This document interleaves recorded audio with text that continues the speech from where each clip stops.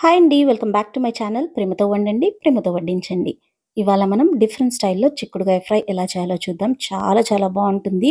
చాలా simple and easy recipe. తప్పకుండా try చేయండి. ఈ రెసిపీ స్టార్ట్ చేసే ముందు మన ఛానల్‌ని ఎవరైనా సబ్స్క్రైబ్ చేయకపోతే సబ్స్క్రైబ్ చేయండి. ఇంకా బెల్ ఐకాన్ పైన క్లిక్ చేయండి. ముందుగా హాఫ్ కేజీ చిక్కుడుకాయని బాగా వాష్ చేసేసుకొని ఇలా కట్ చేసి ఒక ప్రెషర్ కుక్కర్‌లో తీసేసుకున్నాను. ఇప్పుడు ఇందులో 1 గ్లాస్ వాటర్‌ని వేసుకోవాలి. ఇప్పుడు ఈ ప్రెషర్ కుక్కర్‌కి మూత పెట్టేసుకొని హై ఫ్లేమ్‌లో 2 విజిల్స్ వచ్చిన తర్వాత స్టవ్ ఆఫ్ చేసేసుకోవాలి. ఈ ప్రెషర్ కుక్కర్‌లోని ప్రెషర్ అంతా వెళ్ళిపోయిన తర్వాత మూత ఓపెన్ చేసేసుకోండి. చూసారా, చిక్కుడుకాయ చాలా బాగా ఉడికిపోయింది. 2 విజిల్స్ పెడితే సరిపోతుంది. ఎక్కువ పెడితే చిక్కుడుకాయ మ్యాష్ అయిపోతుంది. ఇప్పుడు వాటర్ లేకుండా చిక్కుడుకాయను ఒక బౌల్‌లో తీసి పక్కన పెట్టేసుకోండి.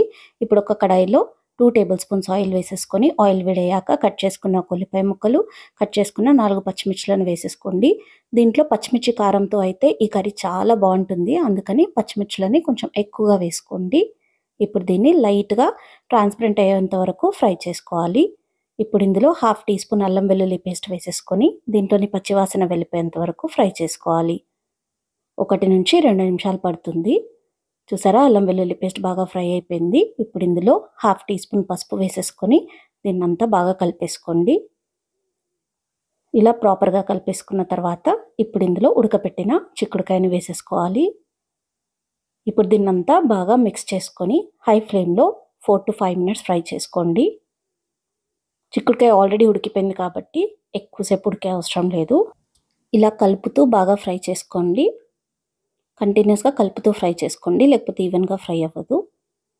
ఇప్పుడు చిక్కుడుకాయ బాగా ఫ్రై అయిపోయింది. ఇప్పుడు ఇందులో టేస్ట్కి సరిపడా ఉప్పు, కొంచెం కారం వేసుకోవాలి. కారం జస్ట్ కలర్ కోసం అలా వేసుకోవాలంతే.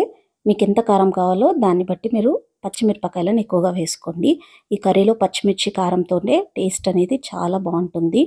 ఇప్పుడు దీన్నంతటిని ఇలా బాగా మిక్స్ చేసేసుకొని మళ్ళీ ఒక 2 మినిట్స్ ఫ్రై చేసుకోవాలి. ఇప్పుడు స్టవ్ని మీడియం ఫ్లేమ్లో పెట్టి ఫ్రై చేసుకోండి. చూసారా, ఇదంతా బాగా ఫ్రై అయిపోయింది. ఇలా ఫ్రై అయిపోయిన తర్వాత ఇప్పుడు ఇందులో 2 టేబుల్ స్పూన్ల నువ్వుల పొడిని వేసుకోవాలి. నువ్వులని కొంచెం వేడి చేసుకొని దాన్ని పౌడర్ చేసుకొని ఇందులో వేసుకోండి. ఇప్పుడు దీన్నంతా బాగా కలుపుకొని మళ్ళీ స్టవ్ మీడియం ఫ్లేమ్లోనే ఉంచుకొని ఒక 2 మినిట్స్ ఫ్రై చేసుకోండి. నువ్వుల పొడి వేయడం వల్ల ఈ కర్రీకి చాలా టేస్ట్ వస్తుంది. చాలా చాలా బాగుంటుంది. తప్పకుండా ఒకసారి ఈ స్టైల్లో ట్రై చేసి చూడండి. 2 మినిట్స్ ఫ్రై అయిపోయిన తర్వాత ఇప్పుడు ఇందులో కట్ చేసిన కొత్తిమీరను వేసేసుకోవాలి. ఇప్పుడు మళ్ళీ ఒకసారి బాగా కలిపేసుకొని 1 నిమిషం పాటు ఫ్రై చేసుకోవాలి. తర్వాత స్టవ్ ఆఫ్ చేసేసుకోవాలి. టేస్టీ టేస్టీ చిక్కుడుకాయ ఫ్రై రెడీ అయిపోయింది. చాలా చాలా బాగుంటుంది. ప్రేమతో వండండి, ప్రేమతో వడ్డించండి.